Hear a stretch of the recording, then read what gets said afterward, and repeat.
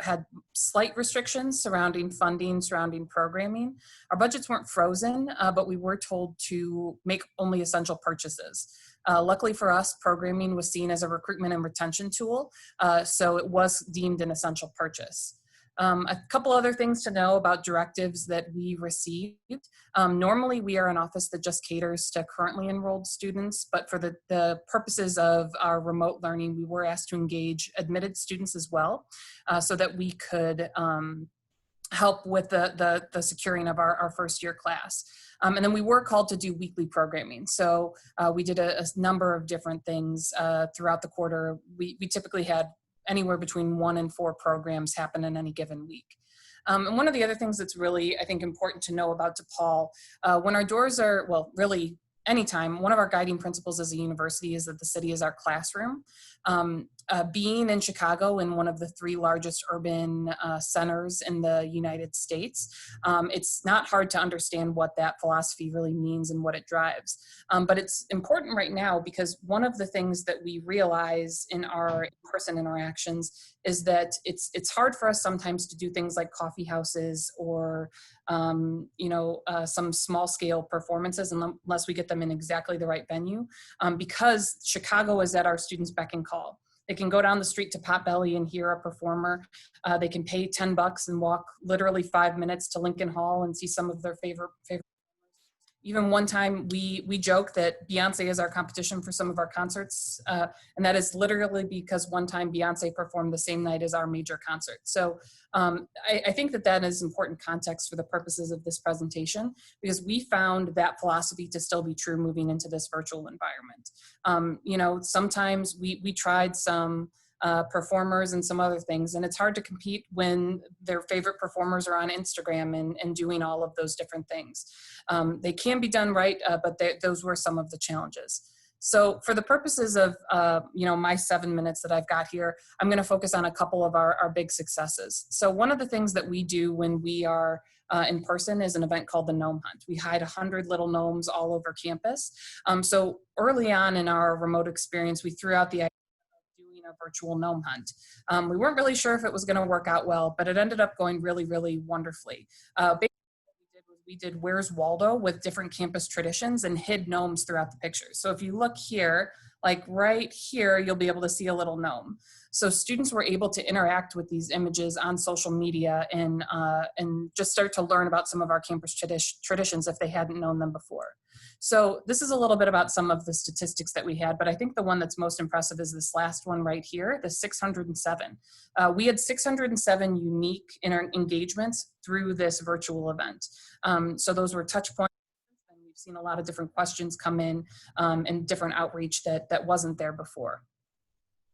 Another really great event that we did that's probably a little bit different, or some of them are around esports. At DePaul, student involvement oversees our university's esports efforts. So we actually partnered with Melissa, who's going to speak right after me for this. And what we did was an Animal Crossing island design contest. So students were able to sign up, admitted students and alumni and faculty staff were able to sign up to give a vocal tour of their island.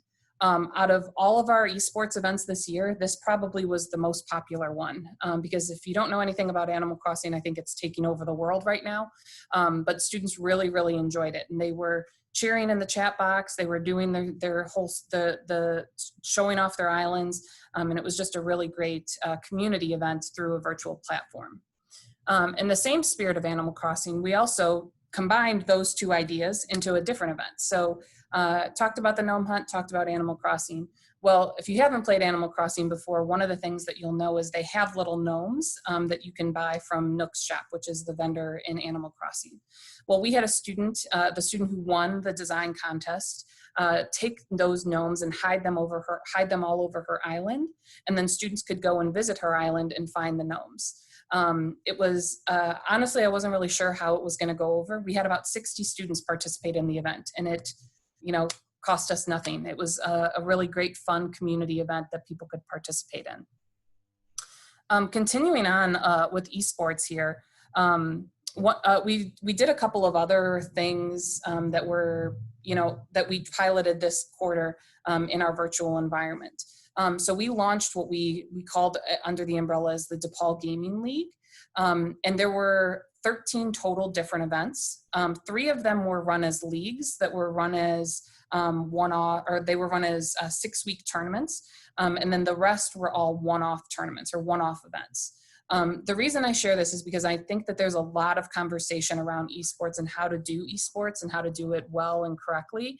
What we found at DePaul is that the single day events work much, much better because even though the students were, essentially in quarantine or under a stay-at-home order for a number of months, they weren't necessarily ready to commit to a 6-week tournament. So we saw better numbers and better engagement around those one-off days. So we run them around Smash, some PC games, Valorant, Rocket League, League of Legends, all of those different groups. So sorry, I'm checking my time. I'm just about at my time right now, so I want to be cognizant of my other presenters. So I'll upload some of these slides to Encore if you want to see more, but here's my contact information, and I will turn it over to Melissa Beer from Rebel Events. Hi, everybody. I'm glad to be here, and I hope you're all feeling rejuvenated, hopefully, after an extra weekend day. I for sure am, so that's good. But my name is Melissa Beer, and I am the owner of Rebel Events. We are based in St. Paul, Minnesota. And the purpose of Rebel Events has been to bring communities together through live and now virtual events. We want people to experience and leave our events better, if that makes sense, to go into their communities, to feel like they're more at home, the whole idea of campus engagement, I guess, to a certain point. But I am, as an agent, I'm loyal to 2 different audiences: the artists on my roster, and then, of course, the schools and corporate buyers that I serve. So during that week in March, when our worlds all collectively changed, after our moments of panic and, what can we do? How do we do something? The mission of my company has always been very clear to, bring communities together through events. So how do I do this in this new space? I challenged my roster to with 2 different questions. One was, how do we engage? How does your product, service, good, how does it still engage people? And how does it do so intentionally, but also efficiently? The idea of knowing that we're all going through some things, like how do we make sure that we make this as easy as possible on our buyers? The second question was, how do we address equity challenges? There's no doubt about it that moving events to a new space obviously brings some challenges. And I'm not saying that we necessarily solved it every time, but honoring that question up front allowed us to be more mindful and intentional with our offerings with regards to, time, lengths of show, availability of, access to the events, things like that. So we did a lot of thinking with regards to the equity challenges that came up. And of course, understanding that we were all learning together in real time, right? We wanted our event that we provided to, State University to serve community college in Tennessee, where students were accessing Wi-Fi from their parking lot equally. I believe it's really important to offer products and services that were intentionally created for this environment. Virtual Esports Open that Courtney mentioned with our Animal Crossing event that we did, which was really fun. I will visit your islands all day. Mine is not ready for visitors yet, but it is really fun.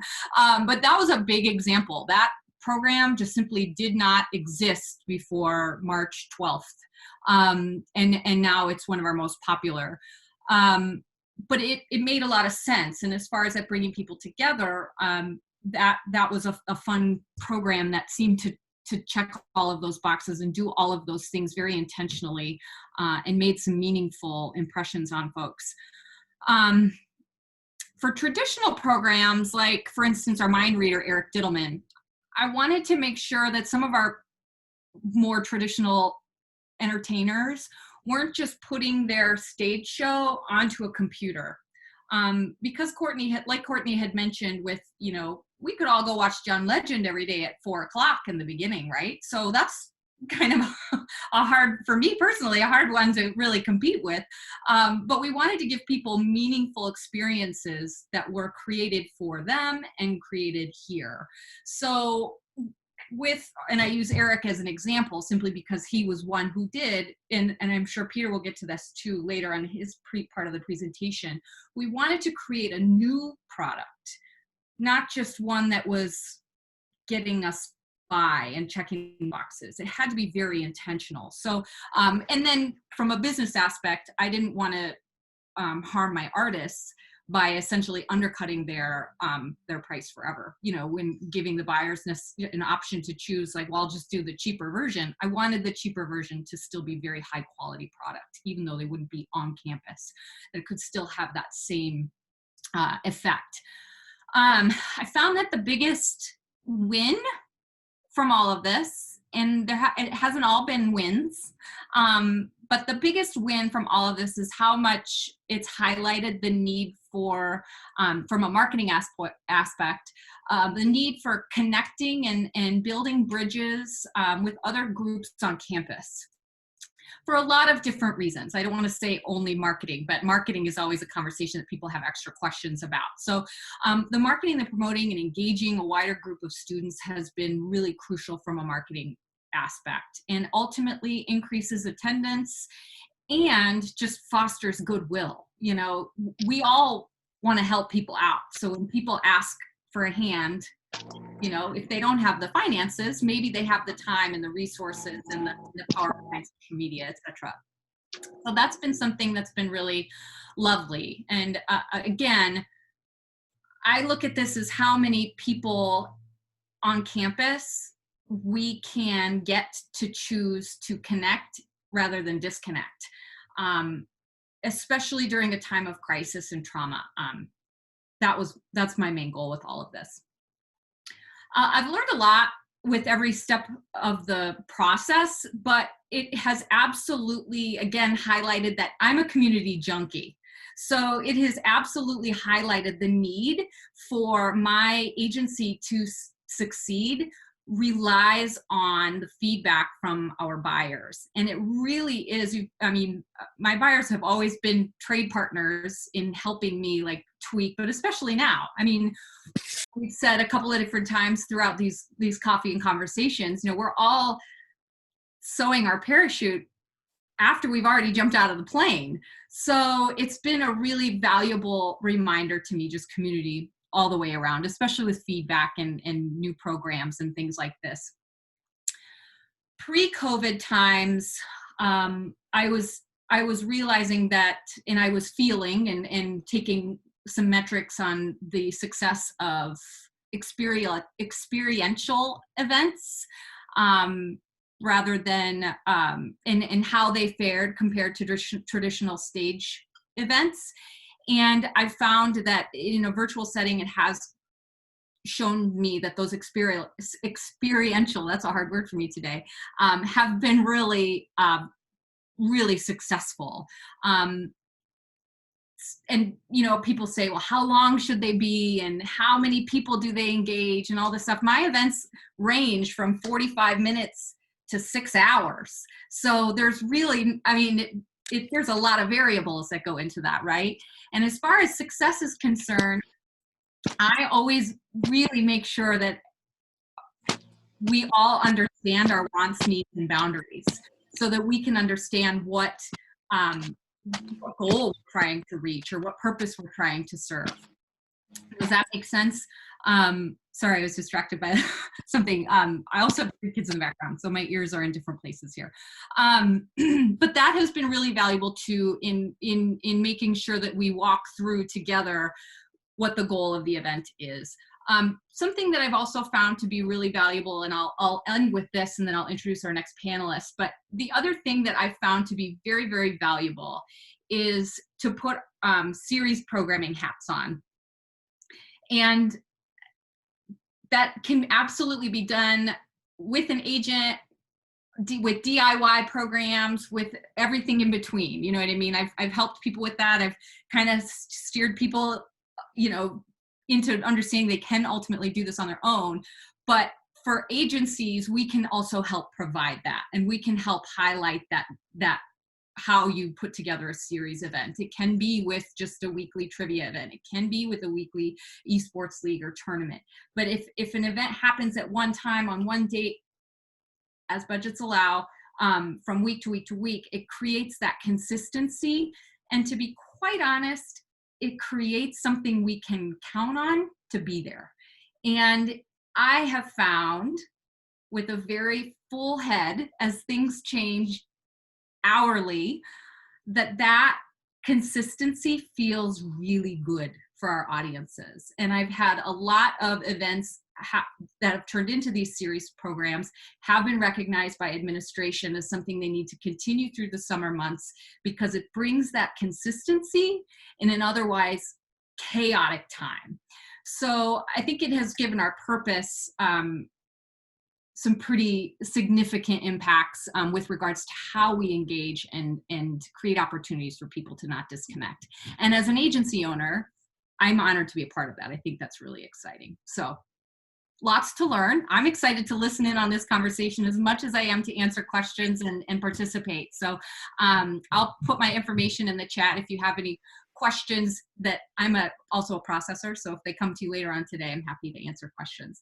But with that, I want to introduce Katie Goodwin. She's the VP of Events for the Campus Activities Board with Babson College. Take it away, Katie. Hi everyone, my name is Katie Goodwin. I am the Vice President of Events on the Campus Activities Board of Babson, and I'm also the Spirit and Traditions Coordinator for the NACA Northeast RCPC. Okay, so just to give a little overview about Babson, we are in Wellesley, Massachusetts, about 20 minutes from Boston, and we're a 4-year private institution. We have approximately 3,000 students with 26% international, 82% live on campus, and everyone earns a BA in business administration, which we have learned creates a lot of drive and competitive nature in students, meaning that they're really driven to come to events based on prizes and food and like what they can gain from it. We put on around 50 to 60 events annually, and then also spring concert and spring carnival. Our average catered vendored event is 3,000 to 6,000, and then our average homegrown event is 500 to 2,500, with those expenses going primarily to prizes and food, and then everything else coming from like our own creative minds and whatnot. We have 6 e-board members, including a president, a vice president of finance, and 2 VPs each of events and marketing. So one event that we did for the course of the spring was a card writing event for essential workers. So Babson allowed around 60 students to remain on campus. So the essential workers that were there were facilities, because they would clean the bathrooms like daily, the res ed team, and then also dining, because our dining hall was open. So in addition to these workers, we also had IT and some other people. And so we put out an card writing campaign for an Adopt the Beaver prize, as you can see to the right, and we had several current students and faculty, as well as faculty kids, participate in this. Our other events span from book club, bingo, trivia, and a photo scavenger hunt. So starting off with book club had around 60 members with 6 or so book discussions. It was facilitated over a group meet, and participants could vote and narrow down the book options to 2 options for a 2-week span. And then we had 10 to 15 students participate per discussion. We do plan to continue this event over the summer. However, during the academic year, we were able to buy the books for the participants, but we won't be able to do that over the summer anymore because of some shifting financial things. And then a couple of challenges we had were some discussions only had 1 to 2 students, but then others were really thriving. It just depended on the timing of things. And then one of our 2-week book periods was over finals and review week, which was kind of unfortunate. Another event we had, which is a Babson classic, was bingo. We had 3 games throughout the spring, ranging from 100 to 300 participants. The first game that we had, we didn't realize that our Zoom participants were limited to 100, so we only had 100, and then we tried to facilitate the rest via Instagram Live, which had a couple of technical problems, but we were able to go through it. The second time we did it, we had better bingo cards, also because the first time we crashed the website. And then we were able to display this Excel sheet where we had all the relevant information to our bingo game, including the shape, the prizes, which numbers had been called, and all of that fun stuff, so people could keep up because it was harder to answer individual questions virtually. And then in terms of prizes, we were able to ship out most of the prizes except for a few students who were playing internationally, and we had to give them Amazon credits instead. Trivia had another great turnout. We had 60 to 100 participants. And then we were able to collaborate with a couple of clubs. One problem that we had with this was we were using Kahoot, and so students would see that they weren't on the leaderboard or weren't even close to the leaderboard, so they would end up stopping midway and we'd lose our participants. So then we came up with creative ideas to have Instagram challenges or fill in the blank questions kind of scattered sporadically throughout, so that if you answered one of those correctly or were the first one to submit a photo, you would get an additional prize. So it encouraged people to stay. The clubs we collaborated with were POW, which is our Peers on Wellness. They teach about safe sex, drug awareness, alcohol awareness, all that fun stuff. And they would do their educational trivia combined with our CAB and our Babson trivia. The other club we collaborated with, which caused a couple of difficulties, was Pride, which is our LGBTQ plus community club on campus. So their trivia questions had some pertaining to the LGBTQ community as a whole, like celebrity fun facts and whatnot, but then they also had several questions that were their club specifically, so like what they ate at their last dinner or like what game they played. And so obviously those questions don't really pertain to anyone that's not in the club or didn't attend that meeting. So what we did with that is we split our trivia into 2 rounds and had winners for each round, one with more general questions and then one with more concentrated questions that their community members ended up participating in. And then lastly, we had a scavenger hunt. So we had 2 different styles of this, and we held a couple throughout the semester. One was more long-term. We gave them a few days to find a list of 10 to 15 items around the house. And then we had prizes for the most funny, most original, most creative, best Babson spirit. And then we also had surprise giveaways that would just go to the first 3 students. We did one over Earth Day where it was like, take a picture of yourself wearing Babson gear, hugging a tree, something like that. So here are a couple of those submissions. We had a meme competition. This was one of my favorites, Judge's Choice. And then this was all of the 10 items combined into one scene, but people got really creative with their submissions. And then lastly, just to show an overview of attendance, we had, for the most part, everything was pretty comparable. Obviously, the virtual events were attended a little less because of time differences and whatnot. And then also we found what was a struggle was the word of mouth marketing wasn't there as much. So the only ways we could really market events were through Instagram and then through email. But again, we don't have everyone's email accounts and not everyone follows our Instagram account. So that was a little bit of a challenge, but otherwise we were really glad with the overall turnouts of events. A little bit surprised with the scavenger hunt, but otherwise we thought it went pretty well. And so with that, I would like to turn it over to Jenna Wicks, the Assistant Director of Programming at the University of Kentucky. Cool. Hey, everyone. Katie told me when we were going through everything, she was going to make a slideshow, so I also made a slideshow. Get excited. So I work at the University of Kentucky with the Student Activities Board, which is a fee-funded student organization, and we do pay our students. I know that's something that during these tough times, the extra motivation of making sure they get their paycheck is there, so I appreciate that. So I would just say, like, everyone, no matter what you think, you are crushing it during these times. Like, the programs that you're doing are great. They're helping students, and I think that's what is important. So some of the things that I've kind of thought about us being successful during, virtual events and programs, for us, it was kind of looking at everything with kind of different / new expectations of what it could be. For us, that was looking at our mission and our purpose. And at the end of the day, our mission isn't to host events and have giveaway t-shirts. Our mission is to enhance the college experience. And so we've kind of taken that and gone with it and said, you know what, we're going to make sure that there's ways for students to find community on our campus, even though they may not be there in person, and find something a little bit fun to do every day or two. So I think, you know, it's just making sure that you're like, hey, everybody, we know things are different and we're going to keep going through it. And so for us, it's been having a positive attitude, I think, has been really important.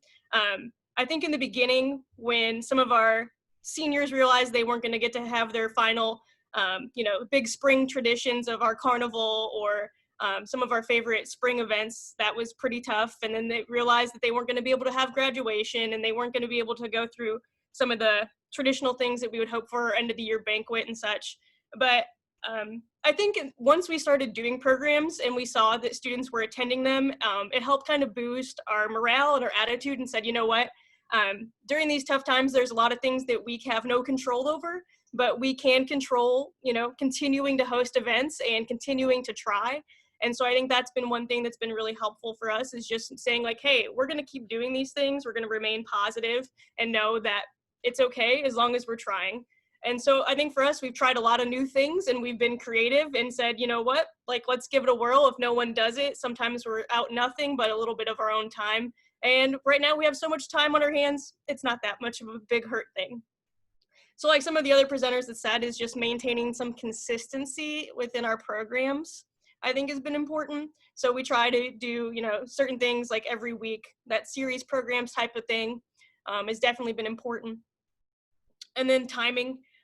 Throughout all of our events, we've kind of tracked, you know, we kind of threw out some daytime programs, we've thrown out evening programs, and we've kind of looked at that and said, okay, where do we find some of our biggest success? And we think about, we have students from across the country and the world that attend the University of Kentucky in person. So if they're at home, now they're in a different time zone. And so we've kind of been cognizant of that. So in Kentucky, we sadly are in the Eastern time zone. So I feel like everything else is, you know, we're wanting to do things at 5 o'clock and that's, you know, 1 o'clock elsewhere. So we've been doing things a little bit later for us here, like 8 o'clock at night, and found some success, because as we see across the country in different time zones, I think that's important.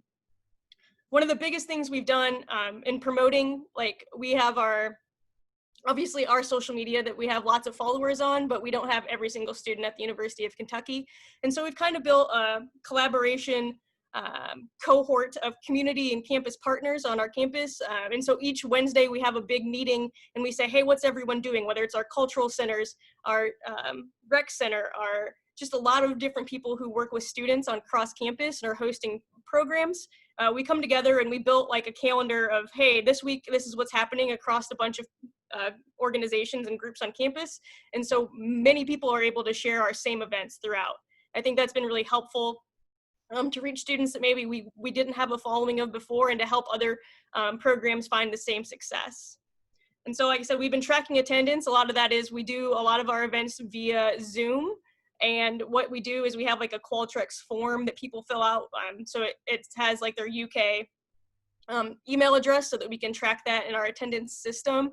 And then also, like, we've also made it to where we can get some of their feedback through that. And I think that's been important as we continue to build these programs, and know that for the foreseeable future, we'll probably be doing some virtual events.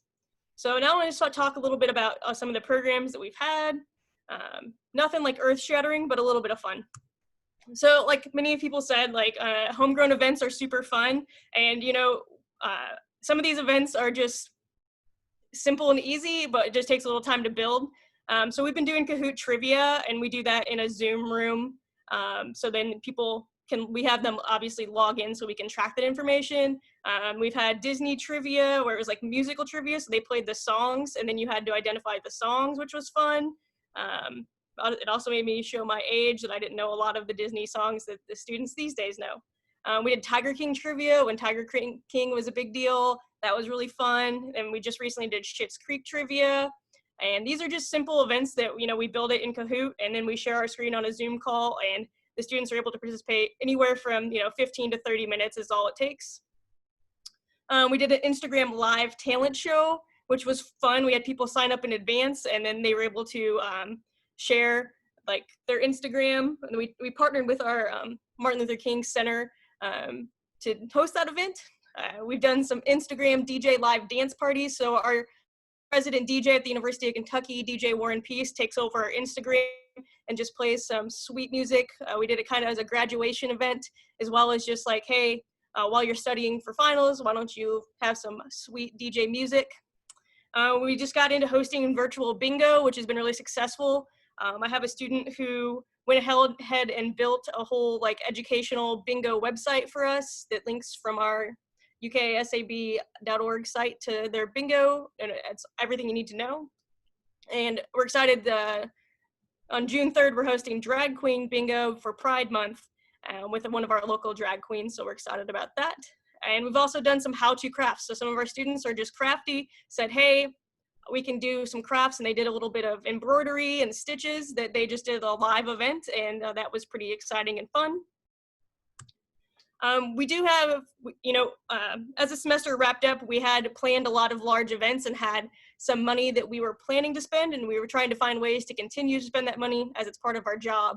And so we were able to host some speakers, and a big part of us being able to host speakers is that we went ahead and upgraded our Zoom to the webinar version, which costed some money, but I think it was definitely worth it in the way that we could facilitate some of these speaking events. So Michael Eaves is an ESPN commentator, and he's also an alumni of the University of Kentucky, so we were able to host him. Michael Kidd-Gilchrist, also an alum of the University of Kentucky, played for the UK basketball team and is now an NBA star. And then Rainn Wilson was our big major speaker, and we were excited because there was some scheduling conflicts as we were looking to schedule it in the spring before COVID happened, and then it actually worked out better that he could just sit at home and talk to us via Zoom, and we had about 300 students attend that event, so it was exciting. We've also worked with some of our associate members to put together characters. We've done a live game show event, and we've done a virtual request hour with some musicians where people were just able to request in some of their music, and those have been really cool. Obviously, a lot of things that we've also been doing are social media engagements. Instagram brackets have been really fun. We've done your favorite pizza, Disney, movies, some of your favorite songs, candy bars. Those have all been really interactive for students on our Instagram, where we've had over 500 people go through the brackets and answer the questions. We did a TikTok dance challenge, which was cool. And then some simple, like, share some things on your Instagram page. I think we've learned a lot throughout this time, and one of those has been the resiliency of our students to be able to move forward in these tough times and really come together and do things that were above and beyond in every single day, even when it was really during tough times, and I've been proud of them. And this is something that they're never going to forget about their college experience, and they're always going to be able to talk about it as their future, is how they can handle difficult situations and make the best of them.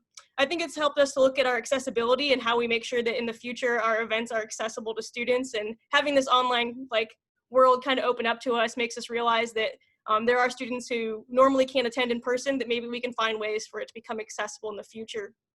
We want to continue to build and provide community for our students, and also to continue to collaborate with our campus partners has been a big deal. And then obviously at the end of the day, just continue to be positive. We have no idea what our fall semester is going to look like, but next week on virtual programs is going to look great. And so I think that's what we can control right now, and continue to be positive. We're cool. So next, I think that's it for me. And let's see.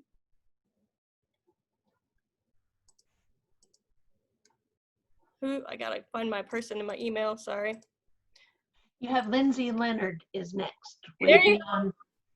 Lindsay, you got it, girl. All right, thanks, Jenna. Hi, everyone. I am so excited to be here.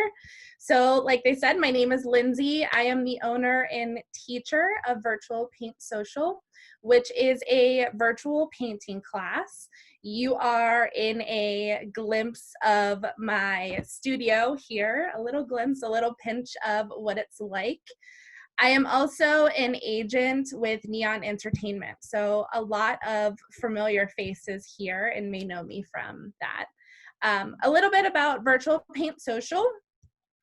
So I ship individual paint kits to students and participants' homes for specifically a painting that they have chosen, either from our example sheets or a unique painting request, if it's a tradition of the universities or a university mascot, or a skyline. I actually have one here of the city that they're near. So I ship the paint kits to them, and then we all come together online, and I use Zoom, and I teach step by step how to paint the painting. So before virtual, I hosted paint classes on site at universities for a little over 3 years. While I was teaching, I really encouraged a worry-free, stress-free environment. I also encourage students to kind of step out of their comfort zone and just try something new, which in this case is painting, but also really get to know each other. So maybe sit with a stranger or get to know your roommate a little bit better, leave with a new friend. So my main focus, besides the tech and supplies aspects of the virtual paint social, was not to lose any of those unique and special engaging aspects of the program. So at the end of my program on site, I'm always shocked how thankful students are. They'll say like, this was awesome, I needed this, we have finals coming up, I'm stressed. So when everything happened with this pandemic, it was kind of like this is the perfect way to de-stress during something like this. So we quickly really pushed into the virtual world. So with that being said, here are a few of my do's and don'ts for virtual programs that have worked for me. So two quickly items that didn't really necessarily work was not seeing participants. So it was important to keep everyone's videos on, or at least give everyone the option to do so. This way they can hold up their paintings. I can offer advice. They can see each other's paintings and see what each other are doing. Another item that really did not work for me was staying on mute, encouraging them to, if they're in a quiet room, really come off of mute and participate, yell out if they want, respectfully.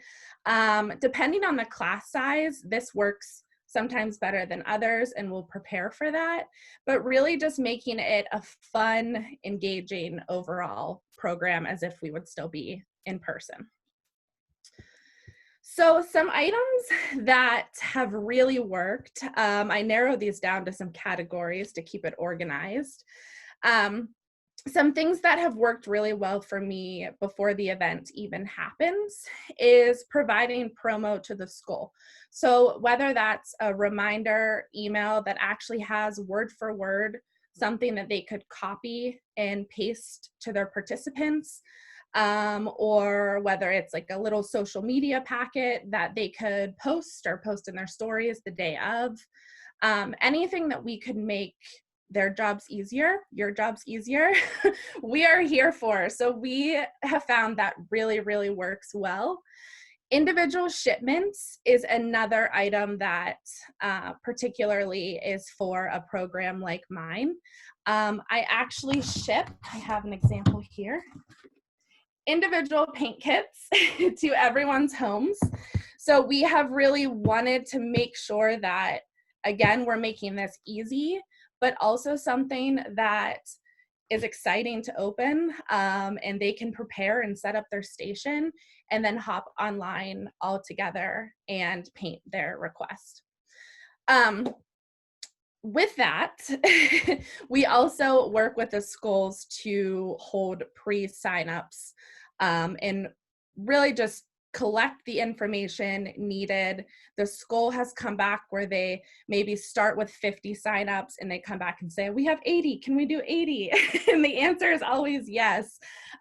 So just holding those signups and working with the school and taking that preparation step before we even get on to Zoom is really helpful. Some quick tech things.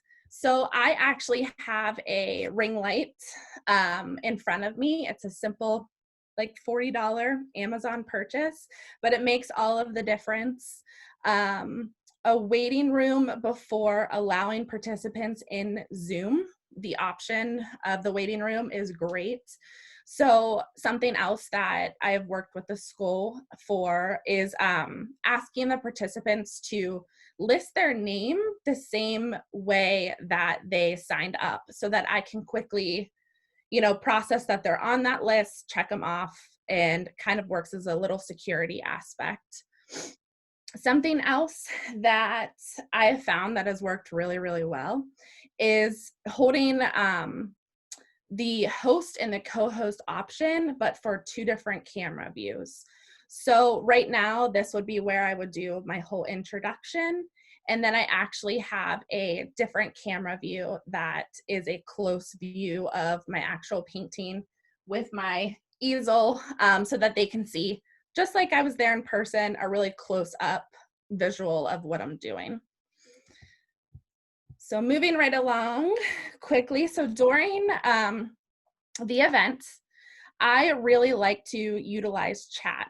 So I use this to spark conversation. So topics that create interaction and engagement of all kinds, whether that's, sharing what they're doing during quarantine or what they're looking forward to this summer, sharing about their university, maybe offering a recipe, a non-alcoholic drink recipe, just really encouraging that conversation during the entire time is something that has been really helpful. Scroll down here to my outline. Okay, so utilizing screen share, but specifically with the whiteboard on Zoom. So I use this to display the shapes or any details that might be a little bit more difficult to see over Zoom. So screen sharing and using the whiteboard feature, if you are not familiar, go ahead and check it out. It's awesome. We then, towards the end of the program, we take a group picture, which is encouraged to share over social media. So this is another great interactive piece that has worked really, really well. And then also, I try to really make the program specific for the university. So whether that's using a green screen with the school's logo, asking university-specific questions, anything that I can do to make it special and extra unique is helpful as well. So I think, let's see here. That is the end of my do's and don'ts. So thank you so much again. I'm going to pass the torch over to Laura Hood, Manager of Student Programs, University of Maryland, College Park. Lindsay, I will try to get through. I know we have a couple more presentations after this, but thank you all. So like Lindsay said, I'm Laura over at University of Maryland College Park. I use she, her pronouns. We are right outside DC, so similar to Courtney, we are competing with Beyonce or Ariana or the DC nightlife all the time.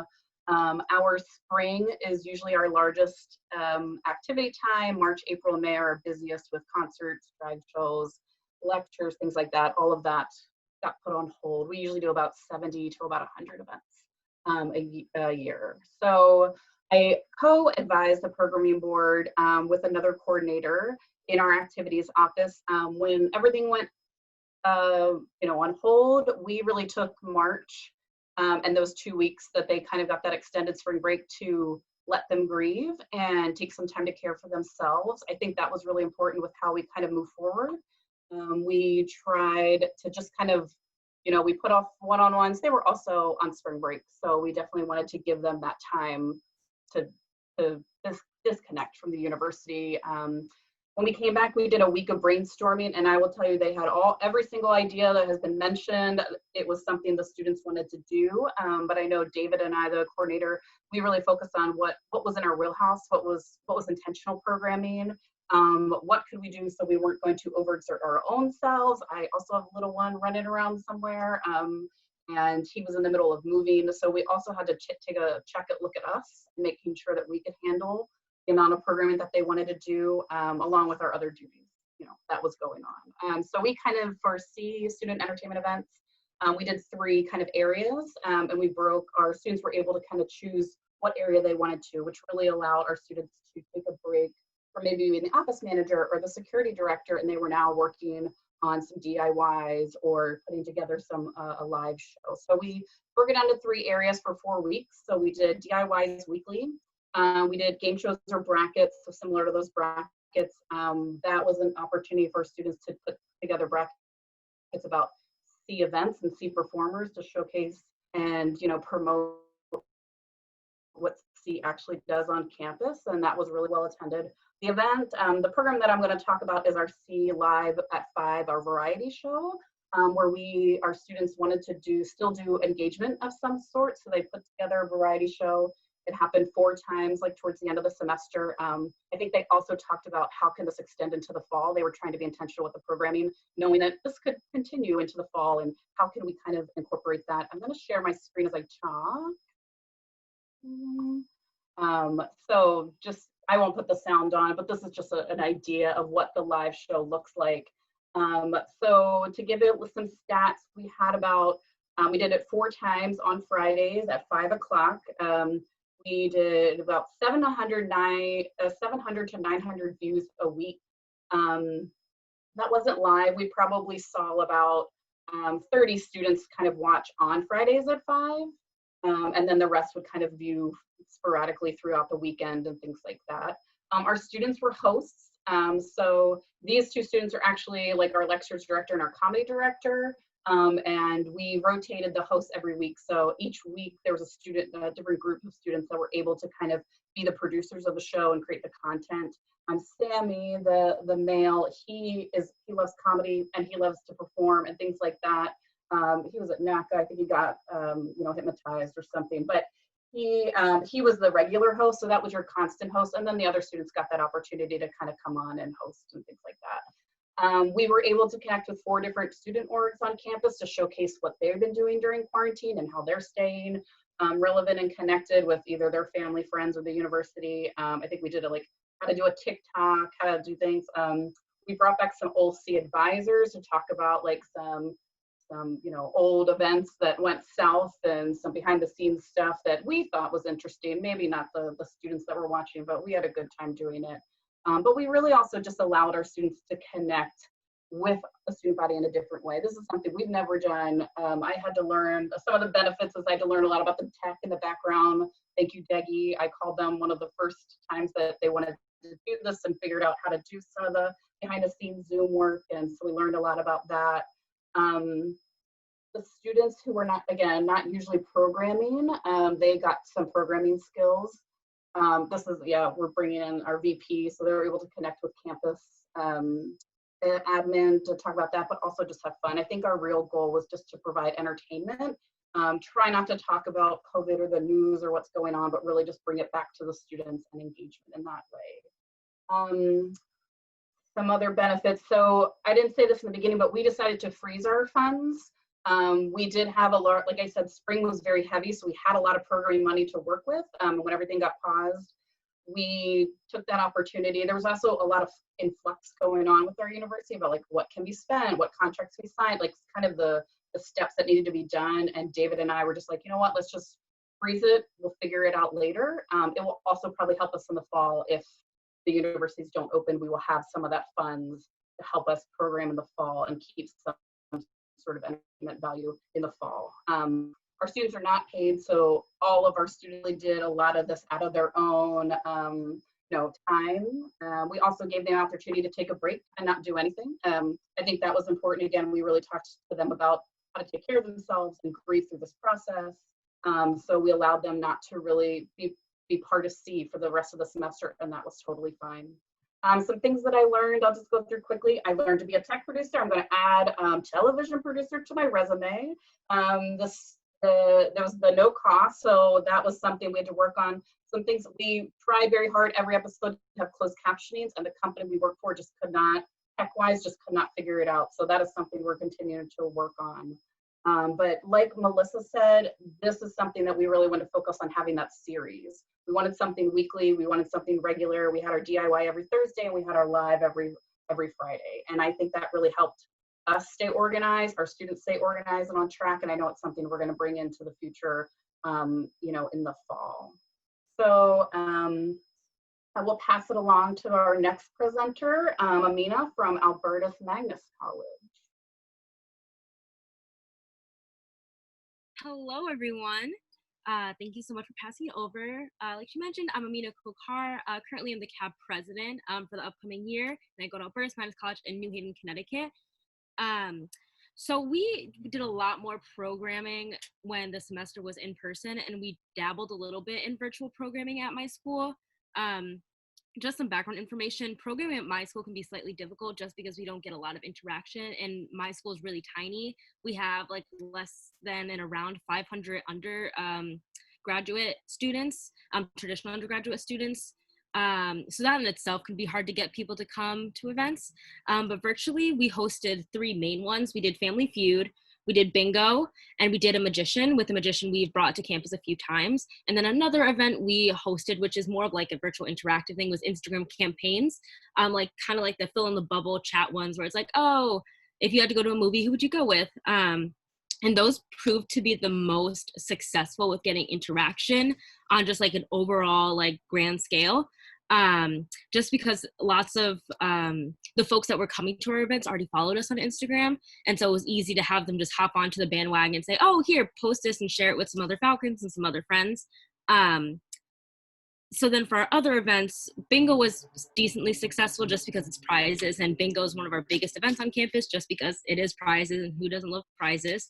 But what was nice with all of our online events is that we allowed alumni and family members to come. Our school's policy is that you can't win unless you pay the activities fee, but people didn't mind, and we still had some folks come, like we had the old CAB president come during our Family Feud event, which we hosted with fun entertainment. We also had some family members of students come, which was really nice because it helps build like the whole community and getting everyone involved.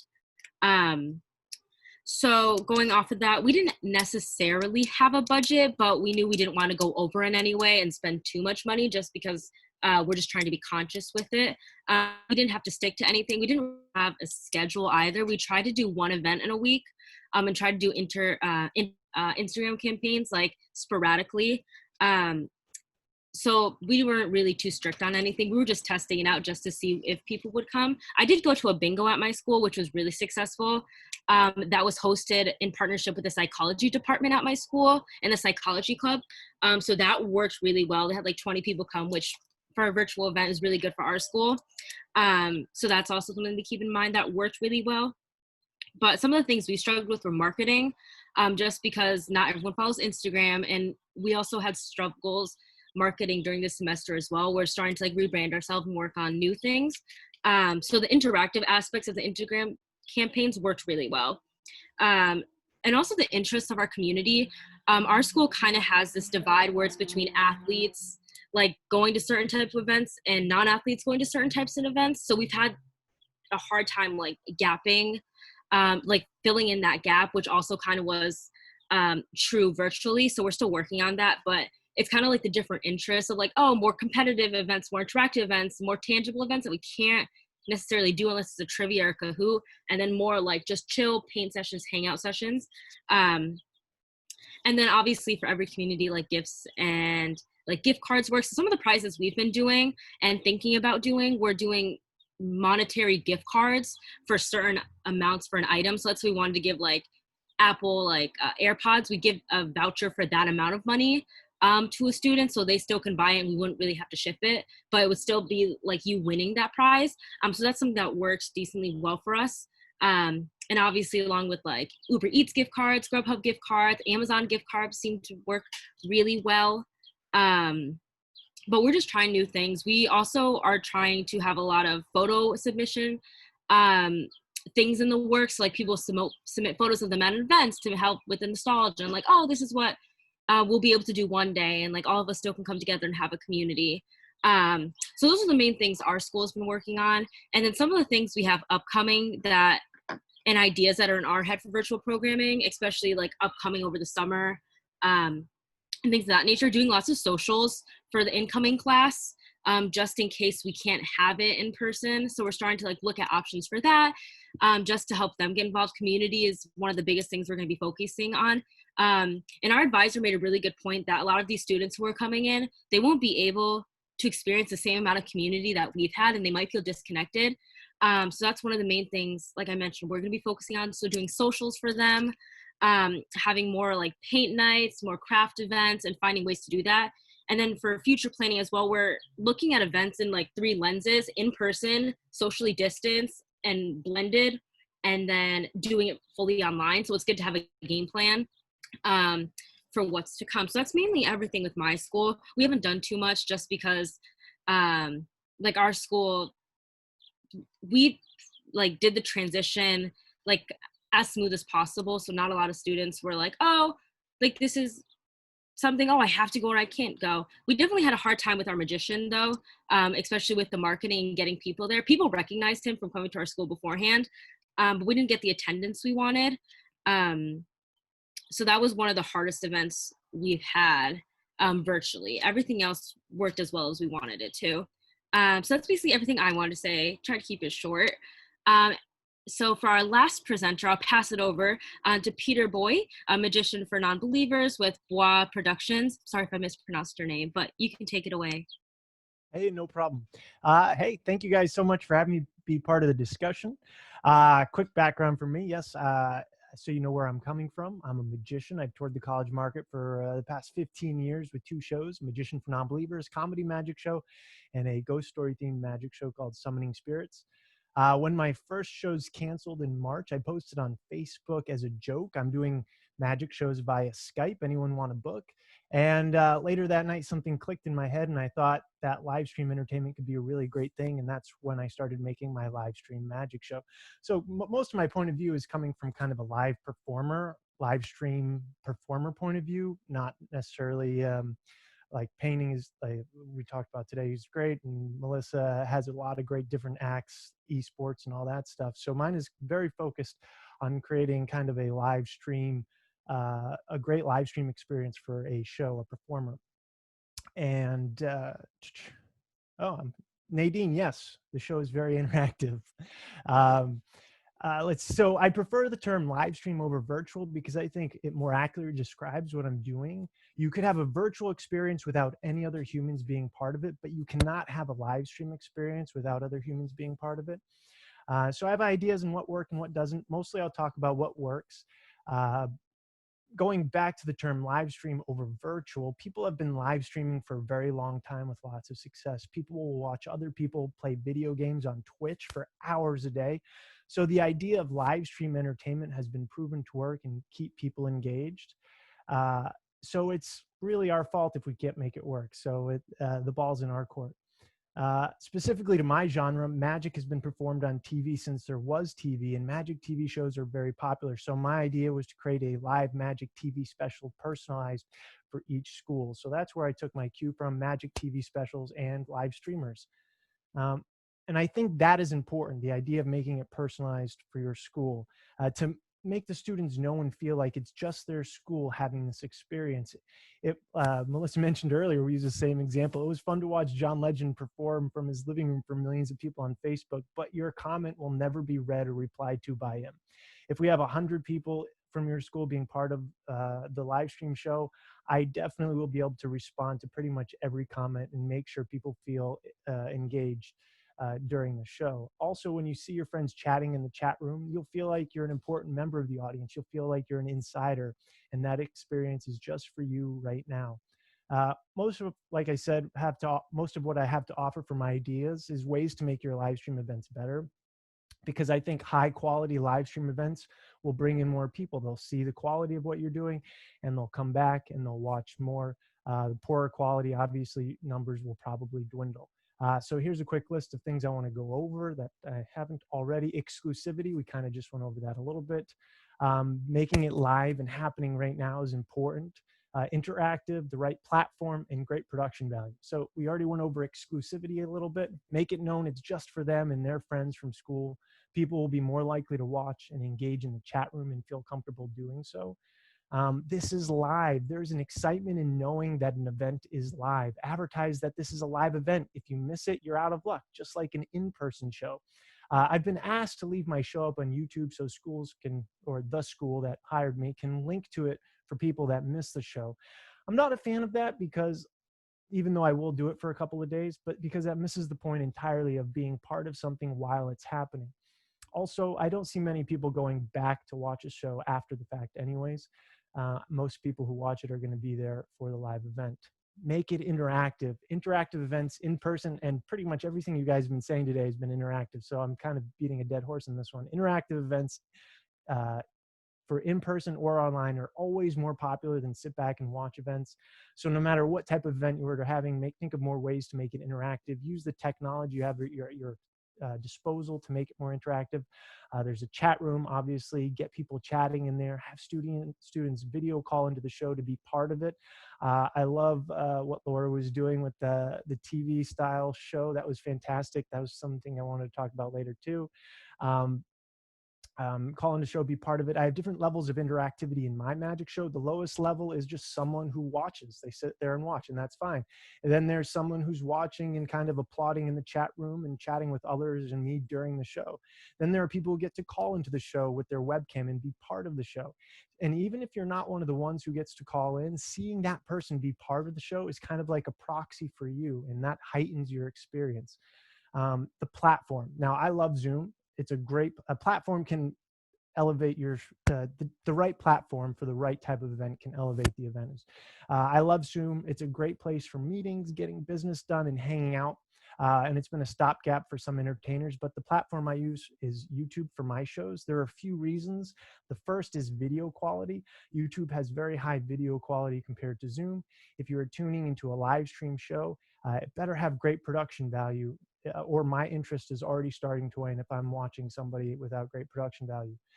Just like if a movie isn't shot well, it detracts from the story. Also, there's nothing to download for YouTube. You can watch in any browser. You don't need to download anything. You don't need to have a Zoom account. Also, there's no expectation that when I watch a show, I'll have to turn on my webcam and be seen. Turning on your webcam in a large group setting can give people anxiety, and also so I like that aspect. You control your level of interactivity. Also, take a look at other streaming platforms like Twitch and Mixer. These platforms have a ton of great features that streamers are using right now. Look into what they're doing and be inspired by what they do. Also, another thing, people are using Zoom a lot for work and school, and maybe we should use a different platform for fun events. Zoom fatigue, I've heard a lot. People just, we're going to do another Zoom thing. And that could be an issue, but people are going to be watching Netflix and YouTube after a day on Zoom anyway. So associate fun events with a different platform than the platform that's used for work and school. Here's an idea. Maybe you have a Twitch channel or a YouTube channel that's running 24/7, or you stream every day at the same time to make it consistent. And then you could interview your upcoming performers with a little interview segment to plug the shows. You could have ads running for your events that are coming up the following week and the next day. Like I said, going back to what Laura said, I really think we're in the interactive TV business now. So think of yourself as an interactive TV channel and I think that should be your strategy as you move forward with your events. Production value. I'm running out of time, so much to say. When creating my live stream show, I knew production value would make or break the success of my show. No one wants to watch bad video and audio. It takes away from the greatest performers. If it looks like they just set up webcam in front of a front wall, maybe look to a different performer. Same goes for homegrown events. If you're a host of a homegrown event, pay a little bit of attention to your background, your scene, what's behind you. Is it interesting? Is it lit interesting? Are you lit well? I have a couple of diffuse your light a little bit so there's not so much harsh light on you. You can find lights around your house that can work well, or buy some cheap lights on Amazon. Great lighting can make a so-so camera look great, and bad lighting can make a very professional camera look very bad. Idea is light your background, I've got a light here, kind of illuminates the whole scene. You have a strong light on, a couple tips for lighting. You have a strong light on one side and then a weaker light on the other side. It creates a little bit of shadow in your face, makes things look more 3D. Have the right camera angle if you're going to be hosting your own events. I'm just running out of time. One last thing. This is a completely new frontier for live entertainment, and we are the ones that get to shape it for people in the future, and they will iterate off of our ideas we come up with right now. So we're in a very unique and amazing, awesome position to kind of shape the future of live streaming entertainment. So I see it as a challenge, and I'm excited to keep moving in this direction for the future. And if anyone wants to check out what I do, you can check out livestreammagic.com, and my contact info is up there. If you have any questions, reach out. Happy to chat, or petermagician.com. Thank you guys so much for having me. Awesome. Thank you, everyone, all of our panelists. I do appreciate all the great information, the tips that you shared, and what's worked, what hasn't worked. And it seems like you all have been very busy these last couple of months. And hopefully we can move back into some live events, in-person events. But if not, if we have to stay with the virtual, wonderful information that you all gave. So I do appreciate that. And this recording, this is recorded, so it will be up on the NACA website probably in about a week or so. So if you want to review that. So once again, I'd like to thank all of our panelists and also everyone for joining in. Thank you so much, and y'all have a great day.